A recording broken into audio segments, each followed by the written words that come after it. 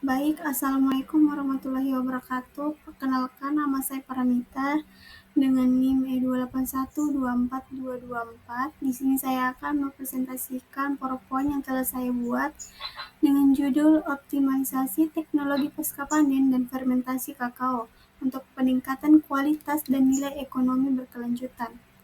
Baik, langsung saja masuk pada slide kedua, di mana kakao merupakan komoditas perkebunan penting di Indonesia yang berperan besar terhadap perekonomian petani.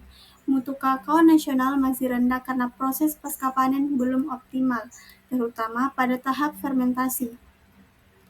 Baik, lanjut ke slide yang berikutnya, di mana kakao adalah komoditas perkebunan unggul Indonesia setelah kelapa sawit, di mana kakao dapat tumbuh di daerah tropis dengan iklim yang lembab. Selain Indonesia, kakao sendiri dapat tumbuh di di negara-negara lain seperti negara Brazil dan Pantai Gading. Mutu biji kakao nasional masih rendah karena proses pasca panen belum optimal.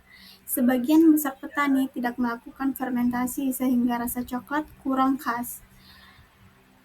Selanjutnya diperlukan inovasi teknologi pasca panen untuk meningkatkan mutu dan pendapatan petani.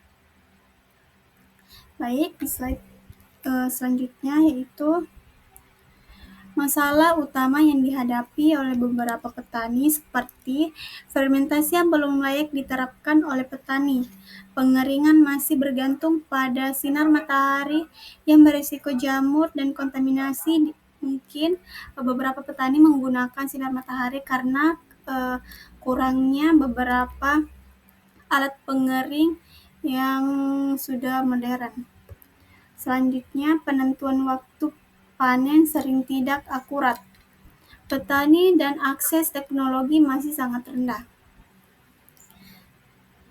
Pada kajian ini menggunakan pendekatan studi literatur, mengintegrasikan hasil penelitian terdahulu yang berfokus pada optimasi teknis pasca panen, umur panen, fermentasi, dan pengeringan. Analisis ekonomi penerapan fermentasi di tingkat petani. Tujuan utama dalam penelitian ini untuk menyusun model pengembangan teknologi pasca panen yang efisien dan berkelanjutan berdasarkan hasil penelitian yang sudah ada. Baik, selanjutnya masuk kepada hasil dan pembahasan. Pertama, pengeringan, teknologi dan efisiensi. Metode tradisional mengandalkan sinar matahari dan hembusan angin sehingga hasil dari warna biji kakao itu lebih mengkilap, tetapi dengan menggunakan metode tradisional ini itu akan membutuhkan waktu yang lama tergantung pada teriknya sinar matahari. Juga pada metode tradisional ini akan rentan terkontaminasi jamur dan debu. Pada metode modern, suhu terjaga sekitar 21 sampai 52 derajat Celcius. Waktu pengeringan lebih cepat 40% dibandingkan metode tradisional dengan menggunakan sinar matahari langsung. Mengurangi pertumbuhan jamur. Warna biji lebih seragam dan bersih. Baik, di slide selanjutnya masih dengan hasil dan pembahasan di mana pertama itu fermentasi, proses, dan faktor pentingnya.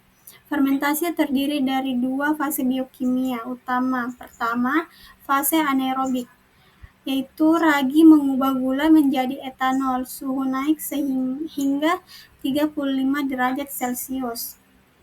Fase aerobik sekitar 3-5 hari itu akan membutuhkan suhu mencapai 48 derajat Celcius lebih tinggi dari fase anaerobik.